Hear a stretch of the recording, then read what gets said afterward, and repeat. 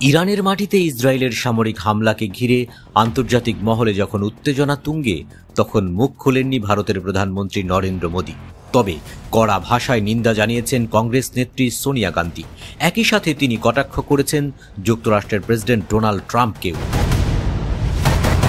The Hindu পত্রিকায় প্রকাশিত এক মতামত প্রবন্ধে সোনিয়া গান্ধী এই সাম্প্রতিক হামলাকে আন্তর্জাতিক আইন ও সার্বভৌমত্বের নগ্ন লঙ্ঘন হিসেবে উল্লেখ করেন। তিনি বলেন, ইসরায়েলের এই হামলা শুধু ইরান নয়, গোটা পশ্চিম এশিয়ার স্থিতিশীলতাকে বিপদের মুখে ঠেলে দিয়েছে।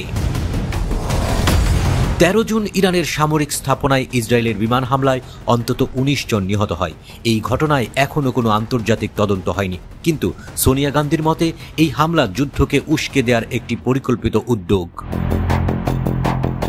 ইসরায়েলের এই ধরনের আগ্রাসন আন্তর্জাতিক সম্প্রদায়ের জন্য একটি সতর্ক বার্তা।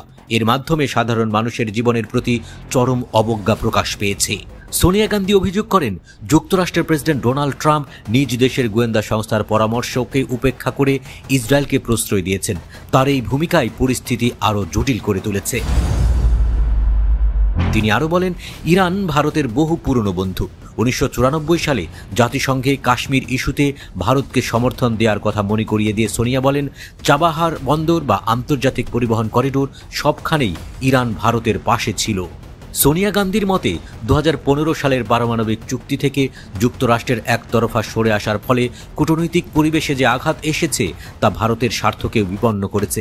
কংগ্রেস নেত্রী বলেন, ভারতের উচিত এখনই স্পষ্ট বার্তা দেওয়া, এই নীরবতা আমাদের কূটনৈতিক ঐতিহ্যের পরিপন্থী। গাজা পরিস্থিতি নিয়েও সোনিয়া গান্ধী কড়া প্রতিক্রিয়া জানান। বলেন, হাজার হাজার নিরীহ ফিলিস্তিনি নিহত হচ্ছেন, হাসপাতাল ও ঘরবাড়ি ধ্বংস হয়েছে। গাজা আজ মানবিক বিপর্যয়ের দ্বার প্রান্তে। সোনিয়া প্রশ্ন তোলেন, এই ভয়াবহ পরিস্থিতিতে ভারত যদি মুখ বন্ধ করে বসে থাকে, তবে তার নৈতিক অবস্থান কোথায়? তার এই মন্তব্যের আগে ইরানে নিযুক্ত ভারতীয় দূতাবাসের deputy chief of mission Mohammad Javed Hosseini দিল্লিতে বলেন, ইসরায়েলের এই হামলায় আন্তর্জাতিক আইন পরিপন্থী এবং ভারতের উচিত ছিল তা প্রকাশ্যে নিন্দা করা। কূটনৈতিক পরিসরে ভারতের ভূমিকা নিয়ে যখন প্রশ্ন উঠছে, তখন সোনিয়া গান্ধীর এই বিবৃতি রাজনৈতিক ও আন্তর্জাতিক অঙ্গনে নতুন আলোড়ন সৃষ্টি করেছে। এখন দেখার বিষয়, ভারত সরকার ইসরায়েলের বিরুদ্ধে কোনো কঠোর অবস্থান নেয় কিনা।